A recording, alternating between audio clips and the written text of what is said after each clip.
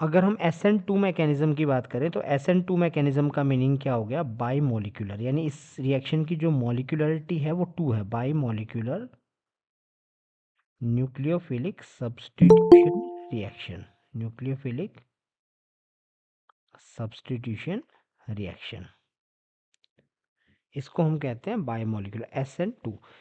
अब इसमें होता क्या है, अगर हम देखें तो इसमें देखिए जैसे ये हमारा है न्यूक्लियोफाइल, अगर आप यहाँ देखेंगे तो ये आपके पास क्या है, न्यूक्लियोफाइल। न्यूक्लियोफाइल कौन है, OH नेगेटिव। ये कैसा अटैक करता है, ये हमारा सबस्ट्रेट है, इस सबस्ट्रेट पे बैकवर्ड अटैक करता है, बैकवर्ड अटैक, इसको हम कहते हैं बैकवर्ड अटैक। इसने फॉरवर्ड अटैक क्यों नहीं किया, क्योंकि फॉरवर्ड साइड के अंदर क्या जुड़ा हुआ था, Cl जुड़ा हुआ था। मतलब ये कुछ आप ऐसे समझ सकते हैं, कुछ ऐसा है ये कि क्या होता है कि यहाँ पे जो OH नेगेटिव आयन है, ये नेगेटिव आयन इस कार्बन के ऊपर फॉरवर्ड अटैक करने की कोशिश करता है। फॉरवर्ड का मतलब हुआ कि ये OH नेगेटिव आयन जो है ये Cl की साइड से आने की कोशिश करता है। लेकिन होता क्या है, Cl जो है इसका एटॉमिक साइज बहुत बड़ा है, तो यहाँ पे ये स्टीरिक हिंड्रेंस कोज कर रहा है। कौन स्टीरिक हिंड्रेंस कोज कर रहा है, Cl।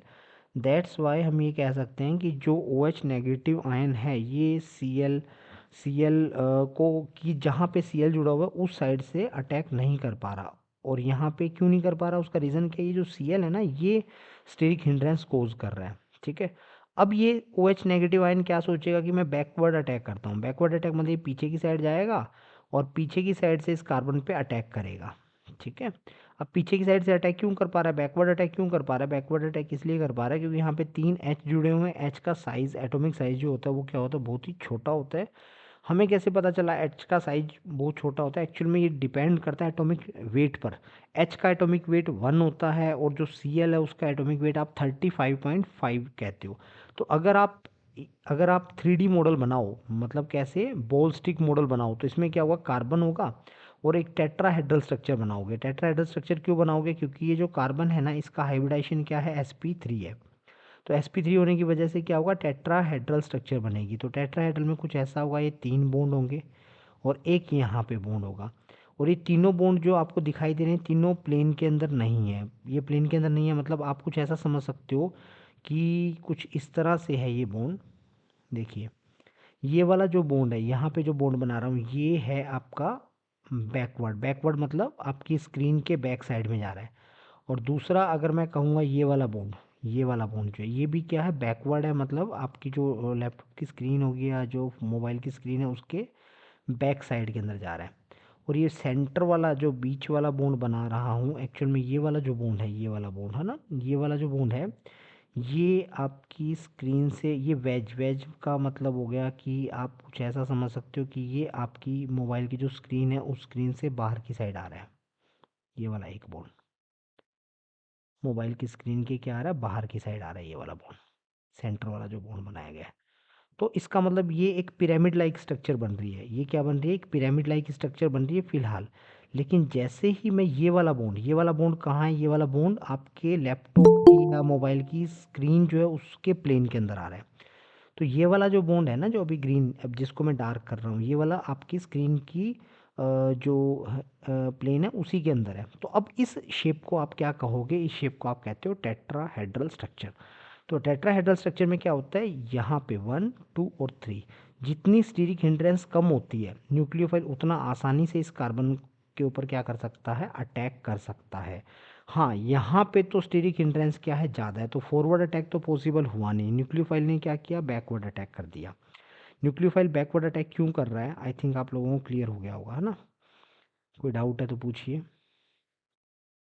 बताओ, है ना। तो शायद आप लोगों को ये बात समझ में आ गई कि आप SN2 मैकेनिज्म की बात करते हो, तो SN2 के अंदर क्या हो रहा है, सबसे पहले बैकवर्ड अटैक हो रहा है। किसका बैकवर्ड अटैक हो रहा है, OH नेगेटिव जो है उसका क्या हो रहा है, बैकवर्ड अटैक हो रहा है। OH नेगेटिव यहाँ पे कौन है, न्यूक्लियोफाइल है, इसने बैकवर्ड अटैक किया। अब जब बैकवर्ड अटैक ये कर रहा है तो OH नेगेटिव इस कार्बन पे जुड़ रहा है ना। तो जैसे जैसे OH नेगेटिव इस कार्बन के क्लोज आता जाएगा वैसे वैसे Cl इलेक्ट्रॉन को लेके यहाँ से निकलने की कोशिश करेगा, Cl दूर होता जाएगा, ठीक है। और अल्टीमेटली एक पोजीशन ऐसी आएगी जब आपका जो कार्बन है वो कार्बन 5 बॉन्ड बना रहा है। हालांकि कार्बन 5 बॉन्ड नहीं बना सकता, बट हम एक हाइपोथेटिकल स्टेट सोचते हैं हाइपोथेटिकल का मतलब क्या है, एक ऐसी स्टेट जो एक्चुअल में हो नहीं रही बट हम सोच रहे हैं कि ऐसा हो रहा होगा कि OH जो है, ये OH इस कार्बन के बिल्कुल क्लोज आ गया होगा और Cl जो मैक्सिमम डिस्टेंस पे चला गया होगा। इस केस में क्या होगा, जैसे ही ऐसा होगा उसके तुरंत बाद क्या होगा, आपका ये जो Cl है ये यहाँ से निकल जाएगा। ये Cl जैसे ही निकलेगा OH वहाँ पे जाके जुड़ जाएगा, और जैसे ही OH जाके जुड़ेगा तो मतलब आपका जो मॉलिक्यूल है वो फिर से टेट्राहेड्रल शेप गेन कर लेगा। तो ये वाली स्टेट जब आपका जो कार्बन होता है वो कार्बन कितने बॉन्ड बनाता है, 5 बॉन्ड बना रहा है, ये वाली स्टेट है ना, जहाँ पे आपका कार्बन कितने बॉन्ड बना रहा है, 5 बॉन्ड बना रहा है। इस स्टेट को हम कहते हैं TS। TS का मतलब हो गया ट्रांजिशन स्टेट। तो बेसिकली आप इसे क्या कह सकते हो, ट्रांजिशन स्टेट, TS। अब टीएस क्या होती है एक्चुअल में, ट्रांजिशन स्टेट जो होती है ना वो हाइपोथेटिकल होती है। हाइपोथेटिकल का मतलब है एक्चुअल में आप इसको ऐसा समझ सकते हो कि एग्जिस्ट नहीं करती है ना, हम सिर्फ सोचते हैं कि ऐसा होता होगा।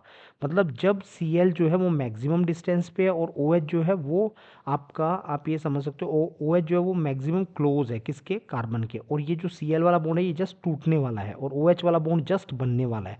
उससे मिली सेकेंड पहले की जो फेज है उसको हम क्या कहते हैं, ट्रांजिशन स्टेट। करेक्ट, ये हाइपोथेटिकल है। हाइपोथेटिकल है मतलब एग्जिस्ट नहीं कर रही। तो अगर हमसे कोई पूछे कि SN2 मैकेनिज्म कितने स्टेप में हो रही है तो हम कहेंगे सिंगल स्टेप मैकेनिज्म होती है। क्या होती है ये, single step mechanism. Single step हमने इसको क्यों कहा, सिंगल स्टेप हमने इसलिए कहा क्योंकि हमने सीधा माना कि ये हो गया हमारा न्यूक्लियोफाइल, ये हो गया हमारा सबस्टेट, और ये दोनों रिएक्ट करके सीधा क्या दे रहे हैं, प्रोडक्ट दे रहे हैं। ये वाली स्टेट जो है ट्रांजिशन है, ट्रांजिशन तो हाइपोथेटिकल है। मतलब ट्रांजिशन स्टेट है क्या, आप जरा सोचो। ट्रांजिशन स्टेट कुछ ऐसा है, मान लो मेरे पास क्या है, एक रबर बैंड है, ये मेरे पास एक रबर बैंड है। मैं क्या करता हूँ, इसको स्ट्रेच करता हूँ। तो जैसे मैं इसको स्ट्रेच करूँगा तो एक पोजीशन आएगी जब ये मैक्सिमम स्ट्रेच हो जाएगा और उसके तुरंत बाद ये टूट जाएगा। ये क्या हो जाएगा, टूट जाएगा रबर बैंड। तो इसका मतलब आप ये समझो ये था हमारा रिएक्टेंट और ये हमारा बन गया प्रोडक्ट। अब बीच में एक स्टेट ऐसी आई जब इस जो ये जो आपका रबर बैंड है इसके जो मॉलिक्यूल्स है, इन मॉलिक्यूल्स में क्या था, मैक्सिमम स्ट्रेस था। मतलब इनकी डिस्टेंस क्या थी, मैक्सिमम थी, उससे ज़्यादा इनकी डिस्टेंस हो नहीं सकती थी। तो जैसे हमने और फोर्स लगाया तुरंत ये टूट गया। कहने का मतलब है इस रबर बैंड के टूटने से जस्ट मिली सेकेंड पहले की एक फेज आई होगी कोई, करेक्ट, जिसको हमने क्या नाम दिया, ट्रांजिशन स्टेट। तो जब आप किसी रबर, कोई भी आपके पास रबर है उसको अगर आप स्ट्रेच करते हो तो आपको क्या मिलता है, बस उसके दो पीस मिल जाते हैं, वो टूटा हुआ मिल जाएगा। आपको बीच की कोई ट्रांजिशन स्टेट दिखाई थोड़ी ना देती है। तो सेम ऐसे ही ये ट्रांजिशन स्टेट है, ये आपको दिखाई नहीं देती बट हम सोचते हैं कि ऐसी स्टेट होती होगी जब Cl का बॉन्ड जो है वो टूटने वाला होता होगा और OH जो है उसका बॉन्ड बनने वाला होता होगा। मतलब उस फेज से जस्ट मिली सेकेंड पहले की जो फेज है उसको ट्रांजिशन स्टेट नाम दिया गया है। यानी बॉन्ड टूटने और बनने से जस्ट कुछ देर पहले की फेज, उसको हम बोलते हैं ट्रांजिशन स्टेट। तो कहने का मतलब हुआ कि बायोमोलिकुलर जो रिएक्शन है SN2, दूसरा क्या है, ये सिंगल स्टेप मैकेनिज्म होती है। तीसरा क्या होता है, इसके अंदर 1TS बनती है। क्या बनती है, 1TS। TS का मतलब हो गया ट्रांजिशन स्टेट। इसके अलावा इसकी क्या कैरेक्टरिस्टिक्स होती हैं, तो अभी हमने क्या देखा, इसके अंदर बैकवर्ड अटैक होता है। किसका बैकवर्ड अटैक होता है, न्यूक्लियोफाइल का। इसमें बैकवर्ड अटैक होता है न्यूक्लियोफाइल का, ठीक है। और उसके बाद अगर हम देखें तो इसमें होता है inversion of configuration. Inversion of configuration, inversion of configuration का क्या मतलब है, देखिए अगर आप इस रिएक्टेंट को ध्यान से देखें तो इसमें जो Cl है उस Cl की डायरेक्शन और ये जो OH जुड़ा हुआ है इस OH की डायरेक्शन, यानी ये जो Cl ग्रुप जहाँ पे जुड़ा है वो और ये OH ग्रुप जुड़ा है वो, अगर आप ध्यान से देखें तो आपको समझ में आएगा ये दोनों एक दूसरे से अपोजिट है। करेक्ट, यानी कि जो Cl है उसकी डायरेक्शन अगर इस तरह से है तो OH जो जुड़ा हुआ है बैक साइड के अंदर जुड़ा हुआ है। तो Cl और OH दोनों क्या है, एकदम अपोजिट है। अगर मैं H की बात करूँ, है ना, ये वाले H है तीनों, देखो यहाँ पे ये तीनों H जो है वो मान लो लेफ्ट हैंड साइड है, ठीक है। तो यहाँ पे तीनों H क्या आ गए, राइट हैंड साइड आ गए। यहाँ पे आपका जो लीविंग ग्रुप था, मतलब Cl जो लीव करता है उसको हम लीविंग ग्रुप कहते हैं। तो जो लीविंग ग्रुप था Cl वो क्या है, राइट हैंड साइड है, तो यहाँ पे जो आपका जुड़ा हुआ न्यूक्लियोफाइल है वो क्या आ गया, लेफ्ट हैंड साइड आ गया। तो सारा कुछ अपोजिट हो रहा है, इन्वर्ट हो रहा है, तो हम इसे क्या कहते हैं, इन्वर्जन ऑफ कॉन्फ़िगरेशन। तो हम कहते हैं भी हाँ, इन्वर्जन ऑफ कॉन्फ़िगरेशन जो है वो भी क्या है, एक बेसिकली आप समझ सकते हो एक कैरेक्टरिस्टिक हो गई। तो इन्वर्जन ऑफ कॉन्फ़िगरेशन, ठीक है। ये सारी बातें आ गई हमारे पास SN2। तो SN2 के मेन मेन पॉइंट्स अगर मैं फिर से आपको काउंट करवाऊँ तो पहला क्या है, बैकवर्ड अटैक है न्यूक्लियोफाइल का। दूसरा क्या है, ये सिंगल स्टेप मैकेनिज्म है। तीसरा क्या होता है, इसके अंदर ट्रांजिशन स्टेट बनती है 1। उसके बाद अगर आप देखो तो इसमें इन्वर्जन ऑफ कॉन्फ़िगरेशन होता है, ठीक है। इसके बाद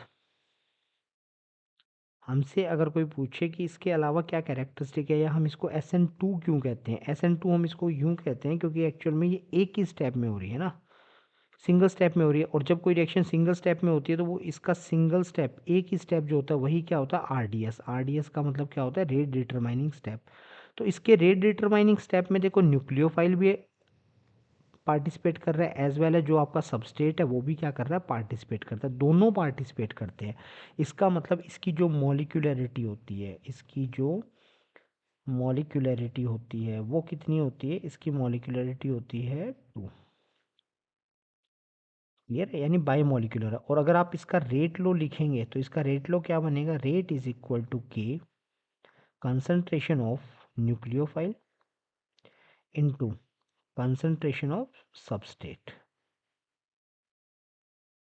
कंसंट्रेशन ऑफ सबस्टेट। इसका मतलब कुछ ऐसा हो गया कि इसका ऑर्डर देखा जाए तो इसका ऑर्डर क्या होता है, ऑर्डर भी 2 होता है। SN2 मैकेनिज्म जो है उसकी मॉलिक्यूलरिटी भी 2 है, और इसका ऑर्डर जो होता है वो भी क्या होता है, 2 होता है। मतलब सेकेंड ऑर्डर की ये क्या होती है, रिएक्शन होती है, ठीक है। रीअरेंजमेंट वगैरह इसमें कुछ भी नहीं होता, कोई मिथाइल शिफ्ट, हाइड्राइड शिफ्ट वगैरह इसमें कुछ भी नहीं होता, क्योंकि इसमें कार्बोकैटायन बनता ही नहीं है, ठीक है। तो आई थिंक आपको ये वाला पॉइंट पूरा का पूरा क्या हो गया, क्लियर हो गया कि किस तरह से SN2 मैकेनिज्म होती है। तो देखिए SN2 मैकेनिज्म कहाँ होती है, मतलब कौन से मॉलिक्यूल SN2 मैकेनिज्म देते हैं। पहला तो क्या आता है, स्ट्रॉन्ग न्यूक्लियोफाइल, है ना। अगर आपका न्यूक्लियोफाइल, न्यूक्लियोफाइल जितना ज़्यादा क्या होगा, स्ट्रॉन्ग होगा, न्यूक्लियोफाइल जितना ज़्यादा स्ट्रॉन्ग होगा तो वो SN2 को क्या करेगा, फेवर करेगा। दूसरा, पोलर ए प्रोटिक सोलवेंट, अगर हमारा सोलवेंट जो है वो पोलर है और ए प्रोटिक है तो भी वो क्या करता है, SN2 को फेवर करता है। सबस्ट्रेट की नेचर पे भी डिपेंड करता है, अगर हमारा सबस्ट्रेट ऐसा है जिसमें स्टीरिक हिंड्रेंस क्या है, कम है, जैसे मिथाइल हो गया, है ना, 1 डिग्री हो गया, ये क्या फेवर करते हैं, ये फेवर करते हैं SN2 को। लेकिन 3 डिग्री हो गया, तो 3 डिग्री सबस्ट्रेट होगा तो फिर वो किसको प्रेफर करेगा, SN1 को प्रेफर करेगा। कुछ फेज कैटलिस्ट होते हैं, फेज कैटलिस्ट लाइक, है ना, ये जैसे हमारे पास ये हो गया टर्शरी क्वाटरनरी अमोनियम सॉल्ट हो गए, या फिर क्राउन ईथर आ गया, अगर ऐसा कुछ लिखा हुआ है तो फिर वो भी किसको प्रेफर करते हैं, वो भी कैटलाइज करते हैं SN2, तभी आपकी मैकेनिज्म SN2 होती है, करेक्ट। और ये कॉम्पीट किसके साथ करती है, तो इसका कॉम्पिटिशन होता है E2 मैकेनिज्म के साथ, यानी जो एलिमिनेशन है उसमें जो E2 मैकेनिज्म अभी हम स्टडी करेंगे उसके साथ ये क्या करती है, कॉम्पीट करती है।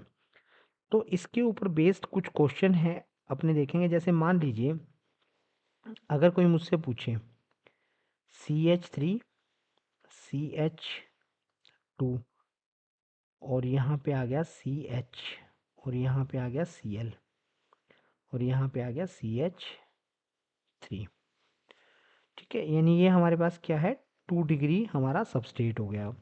अब 2 डिग्री सबस्ट्रेट जो है वो 2 डिग्री सबस्ट्रेट आपका देखो, अगर 2 डिग्री होगा ना तो वो क्या दे सकता है, SN1 भी दे सकता है एज वेल एज वो SN2 भी दे सकता है, दोनों दे सकता है। अगर सबस्ट्रेट आपका 3 डिग्री है तो फिर वो पक्का है कि वो SN1 मैकेनिज्म देता है।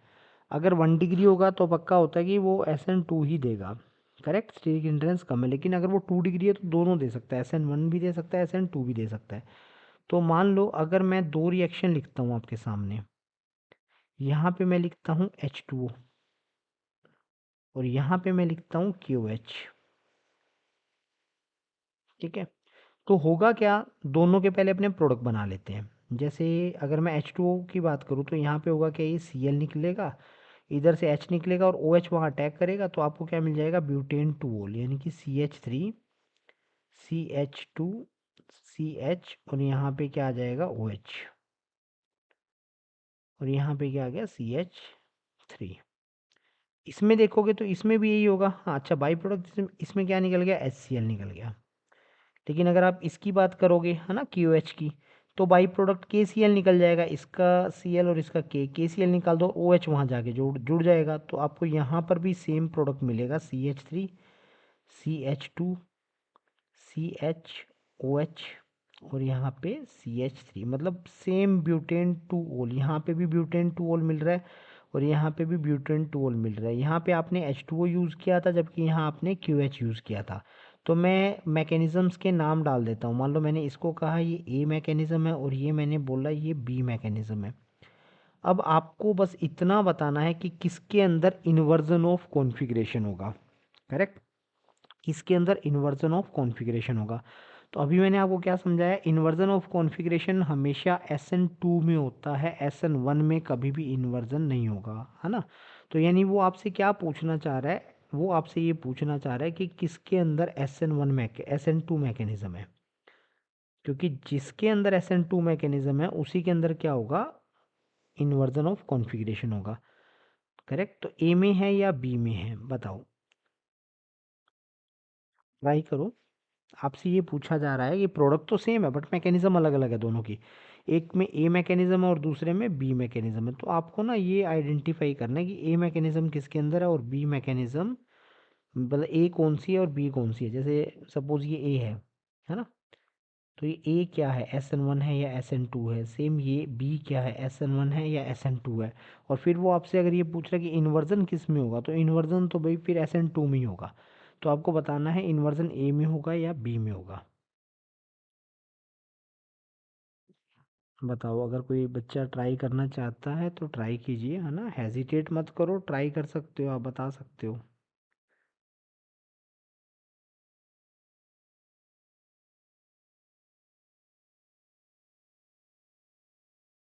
बी में होगा।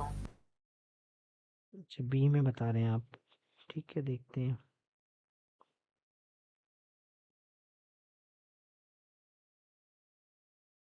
हम्म, मोहित किस में होना चाहिए, प्रियांशु, वाहिनूर, यश, बताओ किस में होना चाहिए, निहारिका। सर ए में हो सकता है। ए में हो सकता है। Yes sir. नीरव किस में होना चाहिए, निहारिका बताओ। यस, निहारिका सर किस में होगा, मे बी बी, बी में। बी में होगा। चलो ठीक है, मैं इसका क्लियर आपको आंसर बता देता हूँ, ठीक है, कि किस तरह से हम लोगों को ये चीज़ आइडेंटिफाई करनी है। देखो, अगर मैं आपसे पूछूं यहाँ पे H2O है, तो H2O में न्यूक्लियोफाइल कौन है। मैंने आपको समझाया था ना, दो तरीके के न्यूक्लियोफाइल होते हैं। एक न्यूक्लियोफाइल होते हैं जो क्या होते हैं, हमारे पास न्यूट्रल होते हैं बट उनके पास क्या होते हैं, लोन पेयर होते हैं।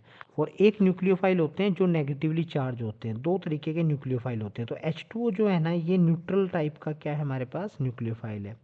और QH जो है ये हमें क्या देगा, OH नेगेटिव आयन देगा। तो ये OH नेगेटिव हमारे पास क्या है, नेगेटिवली चार्ज क्या है, न्यूक्लियोफाइल है, ठीक है। अब देखो, इसमें बाकी तो कुछ भी चेंज नहीं है, दोनों के अंदर ही सबस्ट्रेट जो यूज़ कर रहे हो वो तो क्या है, 2 डिग्री है। तो दोनों में सबस्ट्रेट भी सेम है, दोनों में कोई कंडीशन में चेंज नहीं है। बस इतना चेंज है कि एक में आप H2O यूज़ कर रहे हो और एक में आप क्या यूज़ कर रहे हो, OH नेगेटिव। तो आपको ना हमेशा याद रखना है कि अगर हमारे पास कोई नेगेटिवली चार्ज न्यूक्लियोफाइल है तो वो स्ट्रोंग होता है किससे, न्यूट्रल से, उसी के न्यूट्रल से, उसी का न्यूट्रल। जैसे मान लो H2O है, तो H2O और OH नेगेटिव में से ये क्या है, नेगेटिवली चार्ज है, और H2O क्या है, H2O आपका न्यूट्रल है। तो स्ट्रोंग कौन होगा, ये जो नेगेटिवली चार्ज हुआ करते हैं ये क्या होते हैं, स्ट्रोंग न्यूक्लियोफाइल माने जाते हैं अपने न्यूट्रल फॉर्म से। जैसे मान लो अगर कोई कहे मुझसे CH3O नेगेटिव है, ये क्या है, ये ज़्यादा स्ट्रॉन्ग न्यूक्लियोफाइल है किससे, इसकी न्यूट्रल फॉर्म, इसकी न्यूट्रल फॉर्म कौन होगी, CH3OH होगी। इसी तरह RO नेगेटिव है मान लो, ये ज़्यादा क्या होगा, स्ट्रॉन्ग न्यूक्लियोफाइल होगा किससे, इसकी न्यूट्रल फॉर्म, इसकी न्यूट्रल फॉर्म मतलब एक H जोड़ दो, ROH से। तो इस तरह से जो हमारा जो ये न्यूट्रल फॉर्म होती है ना वो वीक होती है, और जो उसी की नेगेटिवली चार्ज जो फॉर्म होती है वो क्या होती है, स्ट्रॉन्ग न्यूक्लियोफाइल होती है। करेक्ट। और अभी हमने एक पॉइंट देखा, मैंने कहा था आपको, क्या कहा था कि जो आपका स्ट्रॉन्ग न्यूक्लियोफाइल होगा वो किसको फेवर करता है, SN2 मैकेनिज्म को फेवर करता है। ठीक है।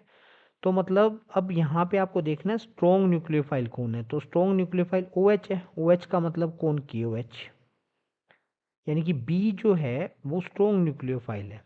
क्लियर है। और ये आपकी मैकेनिज्म कौन सी देगा, ये मैकेनिज्म देगा SN2, और SN2 देगा तो ऑब्वियसली क्या बनाएगा, ये आपका इन्वर्जन ऑफ कॉन्फ़िगरेशन शो करेगा। तो हमारा आंसर क्या होगा, बी।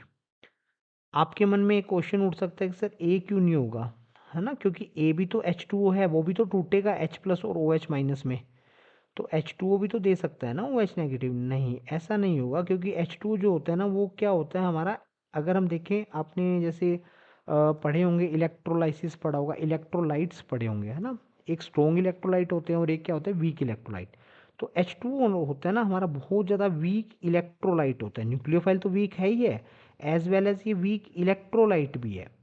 यानी कि H2O जो होता है वो जल्दी से H प्लस और OH माइनस में आयोनाइज नहीं होता, जबकि KOH क्या है, आपका स्ट्रॉन्ग बेस है। तो स्ट्रॉन्ग बेस है तो तुरंत आपको OH नेगेटिव आयन क्या कर देगा, रिलीज कर देगा, टूटेगा, जल्दी आयोनाइज हो जाएगा। जल्दी आयोनाइज होगा तो तुरंत क्या कर बनाएगा, ये K प्लस और OH नेगेटिव आयन देगा, और OH नेगेटिव आयन ऑब्वियसली क्या है, स्ट्रॉन्ग न्यूक्लियोफाइल है कंपैरेटिवली H2O। दैट्स वाई आपको जो KOH वाला जहाँ यूज़ कर रहे हो ना उसकी मैकेनिज्म क्या है, SN2, जबकि आप जहाँ H2O यूज़ कर रहे हो उसकी मैकेनिज्म क्या है, SN1। अब इसको क्वेश्चन में कैसे भी पूछ सकते हैं, किस में इन्वर्जन होगा, किस में मोलिकुलरिटी 1 है ना, किस में एक ट्रांजिशन स्टेट बनेगी। तो एक ट्रांजिशन स्टेट किसके अंदर बनेगी, बी वाली मैकेनिज्म में बनेगी। सेम ऐसे ही आप कहोगे मोलिकुलरिटी 2 किसकी रहेगी, बी की रहेगी। ठीक है। तो ये हमारे पास SN2 मैकेनिज्म के बारे में। अब देखिए सेम ऐसा ही क्वेश्चन मैं और पूछता हूँ। मान लीजिए हम यूज़ कर रहे हैं CH3CH, और यहाँ पे हमारे पास आता है Cl, और यहाँ पे आ गया हमारे पास CH3। ठीक है। हमने यूज़ किया KOH। ठीक है। और KOH जो यूज़ कर रहे हैं हम, कौन सा यूज़ कर रहे हैं, एक्वस KOH। ठीक है, एक तरफ तो, और दूसरी तरफ अगर हम कहें CH3CH और Cl, और यहाँ पे CH3 है। अभी भी हम KOH यूज़ कर रहे हैं, बट अब की बार हम क्या यूज़ कर रहे हैं, DMSO। DMSO का मतलब होता है डाई मिथाइल सल्फोक्साइड। ठीक है। डाई मिथाइल सल्फोक्साइड की स्ट्रक्चर क्या होती है, CH3S डबल बॉन्ड O, और यहाँ पे क्या आता है CH3, इसको हम कहते हैं डाई मिथाइल सल्फोक्साइड। और ये हमारे पास क्या है, एक्वस है। तो दोनों रिएक्शन में प्रोडक्ट तो सेम ही बनने वाला है, मतलब यहाँ से Cl जाएगा और OH आएगा, यहाँ से भी Cl जाएगा और OH आएगा, प्रोडक्ट तो दोनों में सेम बनेगा, CH3CHOH, और अगेन यहाँ पे क्या आएगा हमारे पास CH3। प्रोडक्ट तो दोनों का सेम है, यही प्रोपेन टूओल इसमें बनेगा और यही प्रोपेन टूओल इसके अंदर बनेगा, दोनों में सेम प्रोडक्ट बनेगा। बट क्वेश्चन क्या है, क्वेश्चन है कि SN2 मैकेनिज्म किस में फास्ट होगी, आपको बताना है दोनों में से SN2, ये आपकी फर्स्ट रिएक्शन है, ये आपकी सेकेंड रिएक्शन है, किस में SN2 ज़्यादा फेवर्ड होगी, या आप कह सकते हो किस में SN2 जो है वो ज़्यादा फास्ट होगी, है ना, फर्स्ट में या सेकेंड में। बताइए क्या लगता है किस में SN2 ज़्यादा फास्ट होगी। पॉइंट्स यहाँ पे लिखे हुए हैं ना, आप थोड़ा सा स्मार्टनेस दिखाओ तो यहाँ से पढ़ सकते हो, तो आपको कुछ बात समझ में आए तो, है ना। यहाँ पे सेकंड पॉइंट से रिलेटेड है, देखो बाकी तो सब कुछ सेम है ना। आपका जो फर्स्ट रिएक्शन है उसमें भी 2 डिग्री सबस्टेट है, और यहाँ पे भी 2 डिग्री सबस्टेट है, इसमें भी आपने KOH ले लिया मतलब स्ट्रॉन्ग ले लिया न्यूक्लियोफाइल, यहाँ पे भी KOH ले लिया मतलब स्ट्रॉन्ग न्यूक्लियोफाइल ले लिया। फ़र्क किसका है, फ़र्क है सोलवेंट का। यहाँ पे आपने H2O ले रखा है, यहाँ पे आपने DMSO ले रखा है। ठीक है। आपको ये चीज़ समझनी कि प्रोटिक सोलवेंट क्या होते हैं और ए प्रोटिक कौन से होते हैं। प्रोटिक वो होते हैं जो सोलवेंट प्रोटोन दे सकते हैं। तो मान लो एक्वस, एक्वस का मतलब क्या होता है, जैसे आपने यहाँ एक्वस लिखा, तो एक्वस का मीनिंग क्या होता है, H2O। करेक्ट। और H2O में इसमें ये इतना कैपेबल होता है कि हाइड्रोजन बॉन्डिंग बना सकता है मॉलिक्यूल के साथ, जैसे OH और H। करेक्ट, ये अपना एच डोनेट भी कर सकता है, और ये वाला एच जो है वो किसी और के साथ हाइड्रोजन बॉन्डिंग भी बना सकता है किसी इलेक्ट्रोनेगेटिव एटम के साथ। तो ऐसे सोलवेंट जो अपना प्रोटॉन डोनेट कर सकते हैं उन्हें हम कहते हैं प्रोटिक सोलवेंट। अब आपके मन में आएगा सर हमें कैसे पता चलेगा कि वो प्रोटॉन डोनेट कर सकते हैं नहीं कर सकते। तो आप मान के चलिए वही प्रोटॉन डोनेट हुआ करते हैं जो किसी इलेक्ट्रोनेगेटिव एटम के साथ जुड़े होते हैं, जैसे ये O के साथ जुड़ा हुआ है। और इलेक्ट्रोनेगेटिव एटम की जब हम बात करते हैं स्पेशली, तो हम तीन ही एटम को कंसीडर करते हैं केमिस्ट्री में, FO and N। तो अगर कोई हाइड्रोजन एटम FON के साथ जुड़ा हुआ है तो फिर इसका मतलब वो डोनेट किया जा सकता है। इसका मतलब ऐसा कोई सोलवेंट हमारे पास है ना, वो प्रोटिक सोलवेंट होता है। तो वाटर जो है ना वो अपने आप में क्या है, एक प्रोटिक सोलवेंट है। इसी तरह अगर मैं कहूँ अमोनिया, तो अमोनिया में भी क्या है, एक एच ऐसा है जो आपका एन के साथ जुड़ा हुआ है, तो ये भी प्रोटिक सोलवेंट होता है। सेम अगर हम कहें एल्कोहल, तो एल्कोहल में भी देखो ROH, फॉर्मूला क्या लिखते हो आप, ROH, यानी कि इसमें भी एक एच ऐसा है जो इलेक्ट्रोनेगेटिव एटम यानी O के साथ जुड़ा हुआ है। तो एल्कोहल जो होते हैं वो भी क्या होते हैं, प्रोटिक सोलवेंट। एक होते हैं ए प्रोटिक सोलवेंट। ए प्रोटिक सोलवेंट जिनमें प्रोटॉन डोनेट नहीं हो सकता, जो दूसरों को अपना प्रोटॉन डोनेट नहीं करेंगे या हाइड्रोजन बॉन्डिंग नहीं बनाते हैं सबस्ट्रेट के साथ। तो जैसे मैंने यहाँ पे स्ट्रक्चर बनाई है ना DMSO की, तो आप DMSO की स्ट्रक्चर को देखोगे तो आपको समझ में आएगा ये यहाँ पे कोई भी हाइड्रोजन ऐसा नहीं है। अब देखो आपके मन में आएगा सर हाइड्रोजन तो है, बिल्कुल है, मैं मना नहीं कर रहा, देखो ये रहा हाइड्रोजन। बट क्या ये वाला जो हाइड्रोजन है ये FON के साथ जुड़ा हुआ है? क्या ये वाला हाइड्रोजन FON के साथ जुड़ा हुआ है? नहीं जुड़ा हुआ है, यानी कि हाइड्रोजन डोनेट नहीं किया जा सकता, यानी कि जो है हाइड्रोजन बॉन्डिंग नहीं बनाएगा।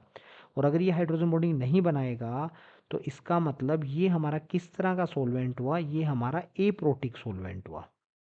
कैसा सोलवेंट हुआ, एप्रोटिक। क्लियर हो गया? तो देखो यानी कि एक सिंपल सी बात समझ में आ गई कि यार जो पहले वाली रिएक्शन है ना उसमें तो प्रोटिक सोलवेंट यूज हो रहा है, और जो दूसरे वाली है उसमें कौन सा, एप्रोटिक यूज हो रहा है। तो जरा अब आप सोचो, को रिलेट करो, SN2 मैकेनिज्म जो होती है वो एप्रोटिक सोलवेंट में फास्टर होती है या प्रोटिक में? पॉइंट्स को रीड करो, आपको समझ में आएगा कौन से सोलवेंट में फास्ट होती है। एप्रोटिक में फास्ट होती है, और एप्रोटिक में फास्ट होती है, तो क्या आंसर आना चाहिए, SN2 किस में फास्ट होगी? जब आप एक्वस QH लोगे तब SN2 फास्ट होगी, या DMSO लोगे तब ज़्यादा फास्ट होगी? बताइए, कोई भी सेकंड सेकंड वाले केस में। है ना, सेकंड केस में। यानी यहाँ पे SN2 जो है वो क्या होगी, फास्ट होगी। ठीक है। अगर हमें और एप्रोटिक सोलवेंट देखने हो तो और एप्रोटिक सोलवेंट कौन से होते हैं? एक एप्रोटिक सोलवेंट का नाम बता रहा हूँ, DMA। करेक्ट। DMA का मतलब क्या होता है, डाई मिथाइल एसिटामाइड। क्या फुल फॉर्म होती है इसकी, डाई मिथाइल एसिटामाइड। अब ये डाई मिथाइल एसिटामाइड अगर आप देखेंगे तो ये एक्चुअल में क्या है, देखो एसिटामाइड, एसिटामाइड मतलब जैसे CH3, C double bond O, और यहाँ पे हमारे पास आता है N। ठीक है, और H2। देखो अब इस बात को ना एक बार रुकना और समझना, ये हमारे पास ना एसिटामाइड है, इसको हम एमाइड कहते हैं, इसी को आप क्या कहते हो, एसिटामाइड कहते हो, एसिटामाइड, या इसी को इथेन एमाइड भी कह देते हैं, इथेन एमाइड। मुझे एक बात बताओ, एसिटामाइड या इथेनामाइड आपको क्या लग रहा है, ये प्रोटिक सोलवेंट है या एप्रोटिक? अभी आप DMA की बात मत करो, है ना, DMA भी मैं बताऊंगा क्या होता है। मैंने आपको सिर्फ एसिटामाइड बताया एक सोलवेंट, आपको क्या लगता है ये प्रोटिक सोलवेंट है या एप्रोटिक सोलवेंट है? बताओ, ये वाला सोलवेंट स्ट्रक्चर देख के क्या लग रहा है आपको, प्रोटिक है या एप्रोटिक है? बता दीजिए, कोई भी बता सकता है। देखो इनिशिएटिव लो, है ना, ज़्यादा ज़्यादा होगा तो क्या हुआ, गलत हो जाएगा, कोई बात नहीं, फिर क्या है, एटलीस्ट पता तो लगेगा। प्रोटिक है। हाँ प्रोटिक है, बिल्कुल, वेरी गुड, है ना। ये प्रोटिक सोलवेंट है क्योंकि इसमें हमारे पास क्या है, H है, और ये जो H है ना ये इलेक्ट्रोनेगेटिव एटम के साथ जुड़े हुए हैं, यानी ये डोनेट किए जा सकते हैं, मतलब they are capable to form hydrogen bond. इसका मतलब ये प्रोटिक सोलवेंट है। लेकिन मैंने मैंने जो ऊपर लिखा है वो DM में लिखा है, मतलब डाई मिथाइल एसिटामाइड। अब इसकी स्ट्रक्चर क्या होती है, एक्चुअल में हम क्या करते हैं, ये जो दो H हैं इन H को हटा देते हैं और इन H को हम रिप्लेस कर देते हैं किससे, CH3, मिथाइल मतलब CH3। तो यहाँ पे भी क्या जुड़ जाएगा, CH3। तो जहाँ पे आपने दो H लगाए हुए तो उन H को हटा के दो मिथाइल ग्रुप जोड़ देंगे, जिसको हम क्या कहेंगे, डाई मिथाइल एसिटामाइड या DMA। अब आप जरा सोच के देखो, क्या जो DMA है वो प्रोटिक सोलवेंट है या एप्रोटिक सोलवेंट बन गया? Di methyl acetamide. ये कैसा बन गया, इसकी स्ट्रक्चर देखिए, एन के ऊपर 2 मिथाइल ग्रुप जोड़ दिए हमने। क्या लगता है ये प्रोटिक है या ए प्रोटिक सोलवेंट है, बताओ। क्या इसमें कोई एच ऐसा है जो FON के साथ जुड़ा हुआ है? एच तो है बट वो FON के साथ नहीं जुड़ा हुआ, वो तो कार्बन के साथ जुड़ा हुआ है। हाँ, कार्बन नाइट्रोजन के साथ जुड़ा हुआ है। सेम ऐसे ही यहाँ पे एच जुड़ा हुआ है बट वो कार्बन के साथ जुड़ा हुआ है और ये कार्बन नाइट्रोजन के साथ जुड़ा हुआ है। इसका मतलब ये वाला जो सोलवेंट है वो भी आपका क्या है, वो ए प्रोटिक सोलवेंट है। DMA कैसा होता है, ए प्रोटिक सोलवेंट होता है। क्या ये बात आपको समझ में आई, ए प्रोटिक सोलवेंट कैसे होता है ना, डाईमिथाइल एसिटामाइड। कोई डाउट है तो आप पूछिए। चलिए एक एग्जांपल हम और लेते हैं ताकि आपको समझ में आ सके। जैसे मान लीजिए मैं कहता हूँ सेम वही चीज़ है ना, मेरे पास यहाँ पे है, सपोज यहाँ पे है मेरे पास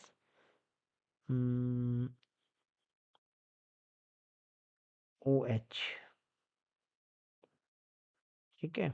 और इसकी रिएक्शन मैं किससे करता हूँ, इसकी रिएक्शन मैं यूज़ करता हूँ, सपोज मैंने यूज़ किया HBr,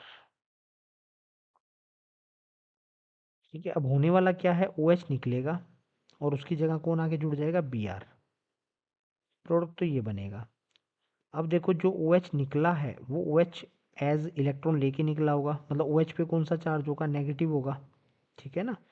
तो जो आने वाली स्पीशीज है उस पर भी क्या चार्ज होगा, नेगेटिव होगा, Br होगा। तो इसका मतलब इसमें OH नेगेटिव को रिप्लेस कर दिया किसने, Br नेगेटिव ने। तो जब नेगेटिव स्पीशीज नेगेटिव को डिस्प्लेस करती है तो हम उसे कहते हैं न्यूक्लियोफिलिक सब्स्टिट्यूशन रिएक्शन सिंपली। तो ये न्यूक्लियोफिलिक सब्स्टिट्यूशन रिएक्शन हो रही है, बात हमें समझ में आ गई, ठीक है। अब देखो अगर मैं यहाँ पे लिखता हूँ H2O और एक मैं यहाँ पे यूज़ करता हूँ OH और यहाँ पे HBr और यहाँ पे मैं कैटलिस्ट यूज़ कर लेता हूँ एसीटोन या DMF, ये यूज़ कर लिया, ठीक है। प्रोडक्ट तो वही बनेगा, Br ही आएगा यहाँ पे। मेरा क्वेश्चन ये है कि SN2 मैकेनिज्म जो है वो किस में फास्टर होगी, SN2 किसके अंदर फास्टर होगी। तो H2O तो हमें साफ साफ समझ में आ रहा है, ये तो प्रोटिक सोलवेंट है। ये कैसा सोलवेंट है, प्रोटिक, ठीक है। DMF क्या होता है, तो हमें समझना है DMF क्या चीज़ होती है। तो DMF की फुल फॉर्म क्या होती है, DMF की फुल फॉर्म होती है डाई मिथाइल फॉर्मेमाइड, डाई मिथाइल फॉर्मेमाइड,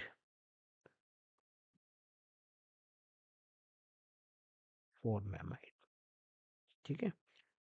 मतलब आप इसे कहते हो डाई मिथाइल फॉर्मेमाइड, ठीक है। अब इसकी स्ट्रक्चर क्या होती है, फॉर्मेमाइड बनाते हैं हम पहले। एमाइड, एमाइड का फॉर्मूला होता है C डबल बॉन्ड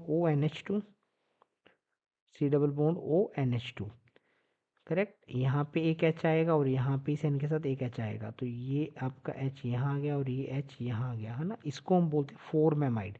एक्चुअल में फॉर्म है ना, ये कॉमन नेम है, ठीक है। जैसे फॉर्मेल्डिहाइड, फॉर्मिक एसिड, फॉर्म का मतलब एक कार्बन, कॉमन नेमिंग में फॉर्म का मतलब होता है एक कार्बन। तो एक कार्बन वाला जो एमाइड होता है उसको हम कहते हैं फॉर्मेमाइड। अब अगर कोई मुझसे पूछे कि फॉर्मेमाइड कैसा सोलवेंट है, प्रोटिक है या ए प्रोटिक है, तो सही बात है, ये जो फॉर्मेमाइड है ना ये तो प्रोटिक है। देखो ये एच है और ये एच है, दोनों फोन के साथ जुड़े हुए हैं, नाइट्रोजन के साथ जुड़े हुए हैं, तो ये तो हमारा प्रोटिक सोलवेंट है। फॉर्मेमाइड तो हमारा कैसा सोलवेंट है, प्रोटिक, फॉर्मेमाइड की बात कर रहा हूँ मैं। लेकिन अगर मुझसे कोई कहे डाईमिथाइल फॉर्मेमाइड, तो भाई डाईमिथाइल फॉर्मेमाइड कुछ अलग स्टोरी है। तो डाईमिथाइल फॉर्मेमाइड की क्या स्टोरी है, देखते हैं हम लोग एक बार, है ना। ये होता क्या डाईमिथाइल फॉर्मेमाइड, देखिए। जो डाईमिथाइल फॉर्मेमाइड होता है, ये होता है कि ये दोनों H जो आपको दिखाई दे रहे हैं इनको डिस्प्लेस कर दिया जाता है मिथाइल से। तो HC डबल बॉन्ड O और यहाँ पे आ गया N और N के साथ दो जो जुड़ गए वो क्या जुड़ गए, मिथाइल। इसका मतलब इसको हम कहते हैं DMF, DMF मतलब डाई मिथाइल फॉर्मेमाइड, करेक्ट। अब आप मुझे बताओ ये जो डाई मिथाइल फॉर्मेमाइड है आपको क्या लग रहा है, ये प्रोटिक सोलवेंट है या ए प्रोटिक सोलवेंट है, बताइए। ये जो DMF है ये कैसा सोलवेंट है, ये प्रोटिक सोलवेंट लग रहा है या ए प्रोटिक सोलवेंट लग रहा है, ए प्रोटिक है, ए प्रोटिक। प्रोटिक है ना, वेरी गुड। ये हमारा सोलवेंट है ना, ये ए प्रोटिक है। अभी मैंने आपको क्या बताया कि एप्रोटिक सॉल्वेंट जब हम यूज़ करते हैं तो वहाँ पे SN2 मैकेनिज्म होने के चांसेस ज़्यादा होते हैं। तो ऊपर आपसे पूछा जाए कि कौन से वाले में SN2 फास्ट होगी, तो आप बोलोगे जो सेकंड वाली रिएक्शन है जहाँ आप DMF यूज़ कर रहे हो वहाँ पे क्या होगा, SN2 क्या होगी, फेवर होगी, यानी वहाँ पे SN2 मैकेनिज्म क्या होगी, ज़्यादा फास्ट होगी। आई थिंक ये SN2 मैकेनिज्म वाला पार्ट तो आपका क्लियर हो गया है ना। इसमें कोई डाउट है तो पूछ लीजिए SN2 के अंदर, ठीक है। कुछ और क्वेश्चन वो तो आपके आते ही हैं, एनसीईआरटी में ही आप करते हो। जैसे मान लीजिए आपके पास है ये दो रिएक्टेंट हैं, एक रिएक्टेंट है यहाँ पे Cl आ रहा है और एक रिएक्टेंट आपके पास यहाँ पे Cl आ रहा है, ये फर्स्ट ये सेकंड।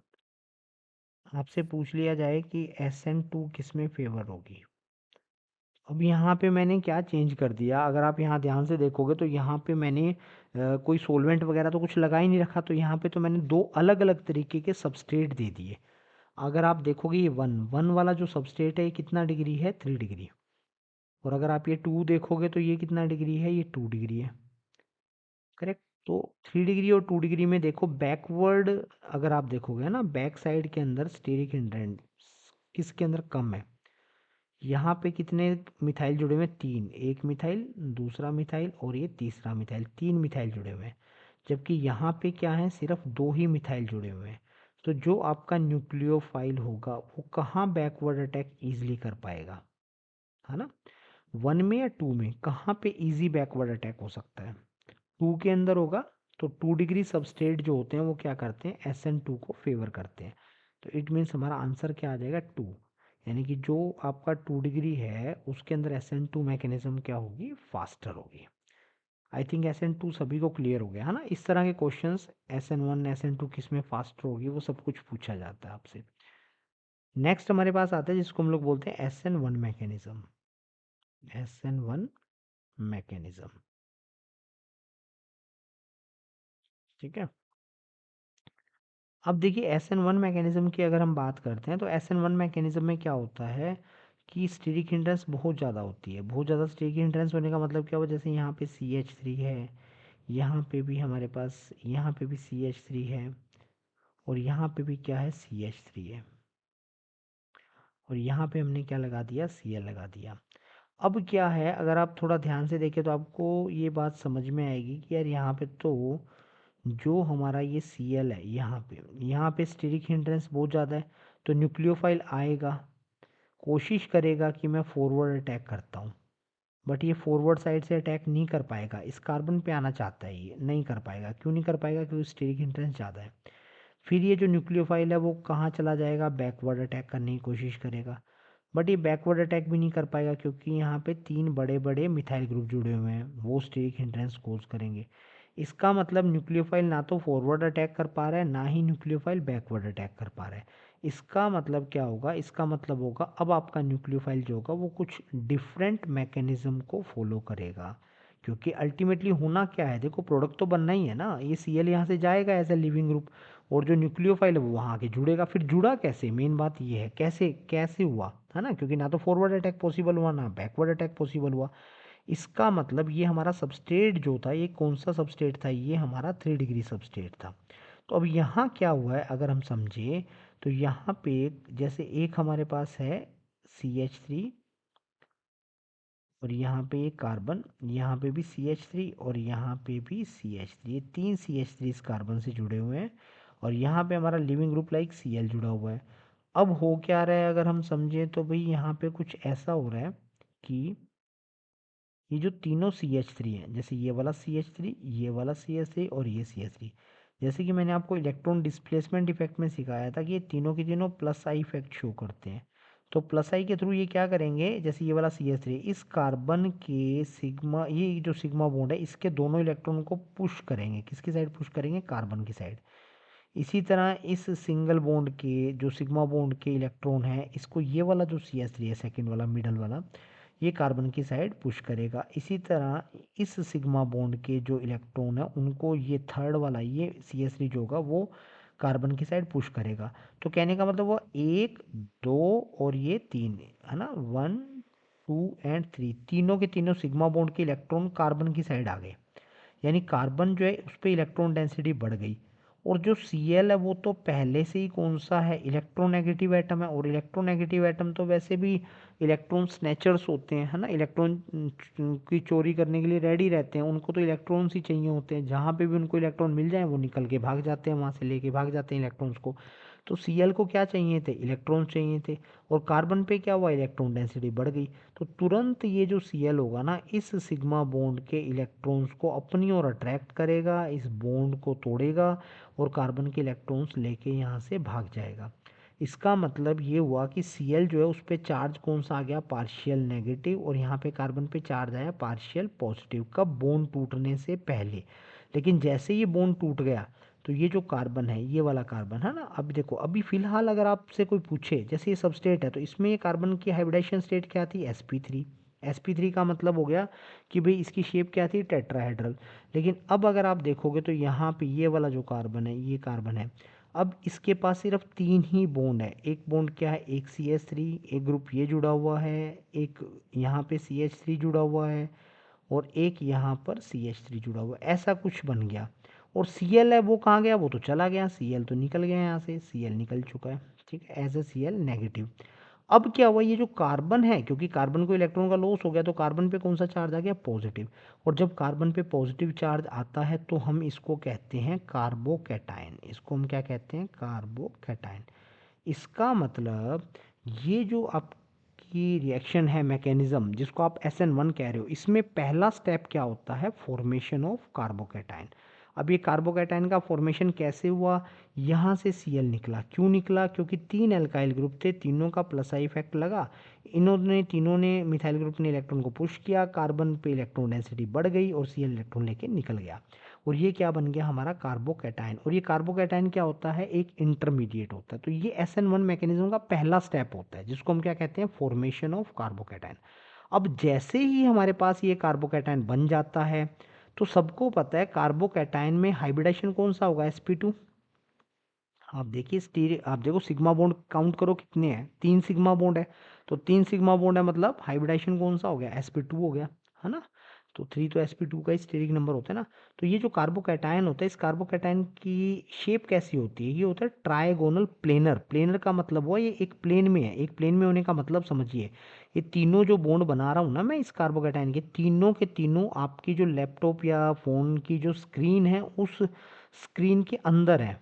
क्लियर हुआ, ये तीनों के तीनों जो बॉन्ड आपको बना के दिखाए जा रहे हैं, तीनों के तीनों ना स्क्रीन के अंदर है, ठीक है, मतलब जो आपकी स्क्रीन है उसी के ऊपर है, यानी प्लेन, सेम प्लेन में है, ये वाला बॉन्ड और ये वाला बॉन्ड, ये तीनों के तीनों क्या है, सेम प्लेन के अंदर है, आपकी जो स्क्रीन है उसकी उसी के प्लेन के अंदर है, ठीक है ना। और ये प्लेनर है, ये कार्बन भी कहाँ है, उसी स्क्रीन की प्लेन में है। अब क्या होगा, अटैक होगा किसका, न्यूक्लियोफाइल का, जो भी न्यूक्लियोफाइल है। तो अब ये चीज़ प्लेनर है, तो प्लेनर मतलब इस तरह से एक प्लेन में है, तो ये न्यूक्लियोफाइल फॉरवर्ड अटैक भी कर सकता है, और ये न्यूक्लियोफाइल बैकवर्ड, बैकवर्ड का मतलब आप ये जो आपकी स्क्रीन है, इस स्क्रीन के बैक साइड से आके भी कार्बन पे अटैक कर सकता है, ठीक है। तो इस केस के अंदर क्या होगा, न्यूक्लियोफाइल दोनों तरीके से अटैक करेगा, मतलब न्यूक्लियोफाइल के जो 50% मॉलिक्यूल हैं वो इस सबस्टेट के या कार्बोकैटायन के 50% मॉलिक्यूल पे कौन सा अटैक दिखाएंगे, फॉरवर्ड।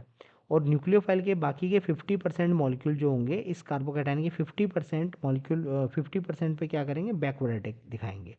तो जब फॉरवर्ड अटैक होगा, फॉरवर्ड अटैक, तो आपको क्या मिलेगा, retention of configuration. Retention of configuration का मतलब क्या हुआ, जहाँ से लिविंग ग्रुप निकला था उसी जगह से, जिस जगह से लिविंग ग्रुप निकला था उसी जगह पे आके न्यूक्लियोफाइल जुड़ जाएगा। इसको हम कहते हैं रिटेंशन ऑफ कॉन्फ़िगरेशन, यानी कॉन्फ़िगरेशन क्या हो गया, रिटेन हो गया।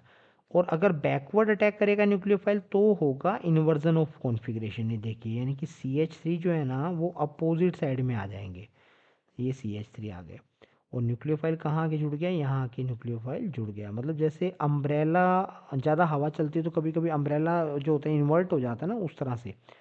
तो ये अगर कहीं, इसको हम कहते हैं रिटेंशन ऑफ कॉन्फ़िगरेशन, और इसे हम कहते हैं इन्वर्जन ऑफ कॉन्फ़िगरेशन। इसका मतलब ये हुआ कि SN1 मैकेनिज्म में 50% मॉलिक्यूल होते हैं, उनका क्या होता है, रिटेंशन होता है, और 50% पे क्या होता है, इन्वर्जन होता है, करेक्ट। ये तो बात होती है। और अगर ये वाले ग्रुप, जैसे यहाँ पे तो देखो ये CH3 CH3 CH3 सारे ग्रुप सेम है, मान लो ये ग्रुप अलग अलग होते, जैसे यहाँ पे क्या होता, सपोज अगर यहाँ पे क्या होता यहाँ पे होता C2H5, यहाँ पे होता CH3, और यहाँ पे क्या होता C3H7, ऐसे ये तीनों ग्रुप अलग अलग होते, और फिर यहाँ पे कौन जुड़ता, कोई भी न्यूक्लियोफाइल आके जुड़ जाता। तो ये बना आपका क्या मतलब रिटेंशन वाला। और इन्वर्जन वाला क्या बनता, कुछ ऐसे बनता, यहाँ पे C2H5 आता, यहाँ पे क्या आता CH3 आता, और यहाँ पे क्या आता C3H7 आता, और यहाँ पे न्यूक्लियोफाइल बनता। तो देखो ये दोनों के दोनों एक दूसरे की मिरर इमेज है। अगर आप इन दोनों को देखोगे ना तो दोनों एक दूसरे की मिरर इमेज है। साथ ही साथ इसके अंदर कायरल कार्बन भी है। कायरल कार्बन का मतलब एक ऐसा कार्बन जो 4 अलग अलग ग्रुप से जुड़ा हुआ होता है, तो इसमें कायरल कार्बन भी है। तो जिन मॉलिक्यूल्स में का एक कायरल कार्बन होता है मतलब वो ऑप्टिकली एक्टिव होते हैं। और ऐसे ऑप्टिकली जो कंपाउंड होते हैं, ऑप्टिकली एक्टिव कंपाउंड की जो मिरर इमेज होती हैं वो क्या होते हैं, इनेंशियोमर्स होते हैं एक दूसरे के।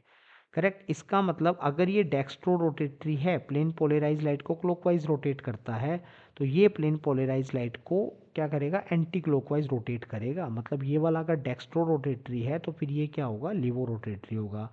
तो हम ये मानते हैं कि 50% मॉलिक्यूल जो बन रहे हैं वो डेक्स्ट्रो बन रहे हैं, और 50% मॉलिक्यूल जो बन रहे हैं वो क्या बन रहे हैं, लिवो बन रहे हैं। और 50% जो मिक्सचर होता है D&L का, उसको हम एक नाम देते हैं, that is called racemic mixture. क्या नाम देते हैं, रेसेमिक मिक्सचर। तो अगर हमसे कोई पूछे कि SN1 मैकेनिज्म में क्या बनता है, तो हम कहेंगे 50% इन्वर्जन होता है और 50% रिटेंशन होता है, जिसकी वजह से हमें क्या मिलता है, रेसेमिक मिक्सचर मिलता है। लेकिन ध्यान ये रखना है कि ये रेसेमिक मिक्सचर जो होगा ये सिर्फ तभी मिलेगा जब हमारा कंपाउंड ऑप्टिकली एक्टिव होगा। मतलब ये ग्रुप क्या होने चाहिए, चारों अलग अलग होने चाहिए, ये कायरल कार्बन होना चाहिए। अब जैसे यहाँ पे तो मैंने तीनों मिथाइल जोड़ रखे हैं। अब आपसे कोई पूछे कि क्या यहाँ पे भी रेसेमिक मिक्सचर मिलेगा, बिल्कुल नहीं मिलेगा। क्योंकि रेसेमिक मिक्सचर जो होता है, हाँ इन्वर्जन होगा और दूसरा क्या होगा, रिटेंशन भी होगा, बट रेसेमिक मिक्सचर नहीं होगा। क्यों नहीं होगा, क्योंकि रेसेमिक मिक्सचर तो सिर्फ और सिर्फ ऑप्टिकली एक्टिव कंपाउंड्स के लिए हुआ करता है। जब इसमें कायरल कार्बन ही नहीं है तो फिर ऑप्टिकली एक्टिव कंपाउंड होने का सवाल ही नहीं पैदा होता। ठीक है। तो SN1 में अगर कोई आपसे पूछे, आंसर पूछे भी क्या होता है, तो आप बोलोगे रेसेमिक मिक्सचर बनता है। लेकिन अब बात आती है कॉम्पिटिटिव एग्ज़ाम्स की। जब आप कॉम्पिटिटिव एग्ज़ाम्स देते हैं तो आपसे पूछा जाए कि SN1 मैकेनिज्म में क्या होता है, तो कभी भी नहीं कहना कि आपको रेसेमिक मिक्सचर मिलता है। आपको कहना है एक्सेस ऑफ इन्वर्जन मिलता है। क्या वर्ड यूज़ करोगे, एक्सेस ऑफ इन्वर्जन। क्या मतलब होता है इसका, इसका मतलब होता है कि एक्चुअल में होता क्या है, देखो सही बात है कि यहाँ पे ये 3 ग्रुप है ना, ये अब क्या होगा, देखो यहाँ पे ये लिविंग ग्रुप यहाँ से निकलेगा, है ना। जैसे यहाँ से न्यूक्लियोफाइल जहाँ पे आके जुड़ा हुआ है ना, वहाँ से लिविंग ग्रुप निकल जाएगा, ये बात बिल्कुल सही है, देखो, है ना। बट अगर लिविंग ग्रुप जो होगा वो लिविंग ग्रुप यहाँ से निकलेगा, जैसे Cl था वो निकलेगा, तो ये कार्बोकैटायन बना ना, देखो ये देखो यहाँ पे देखिए, यहाँ से आप बात करते हैं हम, यहाँ से आपका क्या हुआ था, ये देखिए यहाँ से Cl निकला था, यहाँ से निकला था ना as a living group. But क्योंकि कार्बन पे कौन सा चार्ज है, पॉजिटिव चार्ज है, तो कहने का मतलब वो ये जो Cl होता है ना, Cl नेगेटिव, ये इस मॉलिक्यूल के पास में ही रहता है, ज़्यादा दूर नहीं जाता। क्यों नहीं जाता, क्योंकि एक पे क्या है पॉजिटिव चार्ज है, दूसरे पे क्या है नेगेटिव चार्ज है, तो दोनों एक दूसरे को अट्रैक्ट करके रखते हैं। ऑब्वियसली ये वाला बॉन्ड टूट जाता है, लेकिन फिर भी जो Cl होता है ये इस मॉलिक्यूल की अपर सरफेस मतलब यहाँ जो स्क्रीन, आप समझो कि आपके मोबाइल की स्क्रीन के ऊपर यहाँ पे Cl नेगेटिव आयन इसके क्लोज रहता है। क्लियर, जैसे ही इसके क्लोज रहेगा, क्यों रह रहा है, एक इंट्रैक्शन है, वीक इंट्रैक्शन है, मतलब बॉन्ड तो टूट गया बट फिर भी रह रहा है इसके पास। करेक्ट, क्यों रह रहा है, क्योंकि इसको हम बोलते हैं आयन पेयरिंग। इसको हम एक फिनोमेना नाम देते हैं आयन पेयरिंग। आयन पेयरिंग का मतलब अपोजिट चार्ज वाले आयन होते हैं वो पेयर बना के रहना पसंद करते हैं। तो ये कार्बोकैटायन के आसपास ही रहेगा, कौन, Cl नेगेटिव, और कहाँ रहेगा, आपकी स्क्रीन है ना इसके ऊपर की साइड रहेगा। ठीक है, मोबाइल के एकदम ऊपर की साइड रहेगा। तो जो न्यूक्लियोफाइल होगा ना वो कोशिश करेगा कि वो जितना फॉरवर्ड अटैक करे उतना ही क्या करे, बैकवर्ड अटैक भी करे। मतलब उसके 50% फॉरवर्ड अटैक करें, 50% न्यूक्लियोफाइल के मॉलिक्यूल बैकवर्ड अटैक करें, उसकी ट्राई ये रहती है। बट जैसे ही न्यूक्लियोफाइल फॉरवर्ड अटैक करने की कोशिश करता है, तो ये जो Cl नेगेटिव है ये कहाँ है, स्क्रीन के ऊपर है, मतलब फॉरवर्ड साइड में ही तो है Cl नेगेटिव, ये उसको आने से रोक देता है। तो आपका जो न्यूक्लियोफाइल है ना वो क्या करता है, बैकवर्ड अटैक ज़्यादा करता है। तो बैकवर्ड अटैक जब ज़्यादा होगा तो आपको क्या मिलेगा, इन्वर्जन ऑफ कॉन्फ़िगरेशन वाला प्रोडक्ट थोड़ा सा ज़्यादा मिलता है। जैसे 51% इन्वर्जन वाला प्रोडक्ट मिलता है और आपका 49% क्या मिलता है, आपका रिटेंशन वाला मिलता है। इन्वर्जन वाला प्रोडक्ट थोड़ा सा ज़्यादा मिला, इसलिए हम कहते हैं प्रैक्टिकली देखा जाए तो SN1 में क्या बनता है, एक्सेस ऑफ इन्वर्जन मिलता है, यानी कि रेसिमिक मिक्सचर हम नहीं कहते। ठीक है, ये एक्चुअल बात है। ठीक है ना। बट अगर आपके CBSE बोर्ड का आप एग्ज़ाम दे रहे हो, वहाँ पे एक्सेस ऑफ इन्वर्जन की बात नहीं आती। वहाँ पे सीधा सीधा आता है कि SN1 मैकेनिज़्म जो होती है, SN1 मैकेनिज़्म में क्या बनता है, तो आप सीधा सीधा कह दोगे भी रेसिमिक मिक्सचर बनेगा। क्या बनेगा, रेसिमिक मिक्सचर बनेगा, सीधा सीधा कह दोगे, क्योंकि आप ये मान के चलोगे 50% फॉरवर्ड अटैक हो रहा है यानी सरफेस के ऊपर से, और 50% बैकवर्ड यानी कि न्यूक्लियोफाइल स्क्रीन के बैक साइड से अटैक कर रहा है। बट एक्चुअल में ऐसा नहीं होता। एक्चुअल में क्या होता है कि फॉरवर्ड ये जो कार्बोकैटायन बनेगा ना, ये आपका कार्बोकैटायन बना है, ये पॉजिटिव चार्ज है, तो वो लीविंग ग्रुप गया कहाँ, इसके आसपास ही तो है। इसके आसपास मतलब जहाँ से हटा था वहीं पे ही है। तो ये यहाँ से मान लो Cl हट गया था, यहाँ से मान लीजिए, है ना, यहाँ से, तो Cl यहीं रहेगा, इसके आसपास, इसके आसपास यहीं आयन पेयरिंग बना के रहता है। तो अब क्या होगा, न्यूक्लियोफाइल को ये फॉरवर्ड अटैक करने से रोकता है, ये नहीं आने देगा। तो न्यूक्लियोफाइल के लिए इजी क्या रहेगा, वो बैकवर्ड अटैक करे। तो बैकवर्ड अटैक ज़्यादा करता है कार्बोकैटायन बनने के बाद भी, इसलिए एक्सेस ऑफ इन्वर्जन बनता है। तो क्या किया जाए, क्वेश्चन को कैसे अटैम्प्ट किया जाए, बड़ा सिंपल सी बात है। अगर क्वेश्चन कुछ ऐसा आता है, इन SN1 मैकेनिज्म, SN1 मैकेनिज्म के अंदर क्या होता है, क्या प्रोडक्ट बनता है, product formed, product form, question आया ये। चार ऑप्शन आपके सामने है। पहला ऑप्शन क्या है, पहला ऑप्शन है इन्वर्जन ऑफ कॉन्फ़िगरेशन। दूसरा ऑप्शन है रिटेंशन ऑफ कॉन्फ़िगरेशन। तीसरा ऑप्शन है जिसको हम कहते हैं रेसिमिक मिक्सचर, रेसिमिक मिक्सचर। और फोर्थ आ जाएगा आपके पास optically active compound, active compound, या कुछ भी और, कोई भी एक ऑप्शन और दे दिया। मतलब उन्होंने एक्सेस ऑफ इन्वर्जन का नाम ही नहीं लिया। तो अगर उन्होंने चारों ऑप्शन में एक्सेस ऑफ इन्वर्जन का नाम ही नहीं ले रखा, तो बस सीधा सा आंसर आ जाएगा आपका रेसिमिक मिक्सचर। बट मान लो आपको चार ऑप्शन मिलते हैं, पहला ऑप्शन होता है इन्वर्जन, दूसरा होता है रिटेंशन, तीसरा होता है रेसिमिक, और फोर्थ ऑप्शन उन्होंने स्पेशली मेंशन कर दिया एक्सेस ऑफ इन्वर्जन, ये लिख दिया उन्होंने। इसका मतलब वो आपका ये एक्सेस ऑफ इन्वर्जन वाला कॉन्सेप्ट चेक करना चाह रहे हैं, तब आपका आंसर क्या होगा, एक्सेस ऑफ इन्वर्जन होगा SN1 के अंदर। रेसिमिक मिक्सचर उस टाइम पे मत लिख कर आना। क्लियर हो गया। अगर एक्सेस ऑफ इन्वर्जन वाला ऑप्शन इसमें है तो पक्का वही आंसर होगा। ठीक है, अगर ये नहीं है तो ये कंसीडर किया जाता है भी ठीक है, वो इतना माइन्यूटली नहीं देख रहे, आप अपना आंसर रेसिमिक मिक्सचर बता सकते हो। क्या आज वाला टॉपिक SN1 SN2 क्लियर हुआ सभी को? कोई डाउट है तो आप लोग पूछ सकते हो।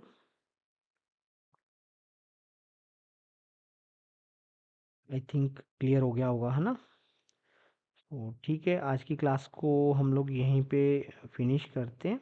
ठीक है, और बाकी का हम लोग नेक्स्ट क्लास में करेंगे। कल भी आपकी क्लास लगेगी, कल हम लोग elimination reaction E1 E2 E1 CB देखेंगे, और मैकेनिज्म होने के बाद फिर हम डायरेक्टली चैप्टर्स के ऊपर आएंगे, एक एक चैप्टर को देखेंगे, क्योंकि मैकेनिज्म अगर आप एक बार कर लोगे ना, तो चैप्टर जो होंगे ना वो आपके लिए क्या करने होंगे, आसान हो जाएंगे। ठीक है, तो ठीक है बच्चों, तब तक के लिए बाय।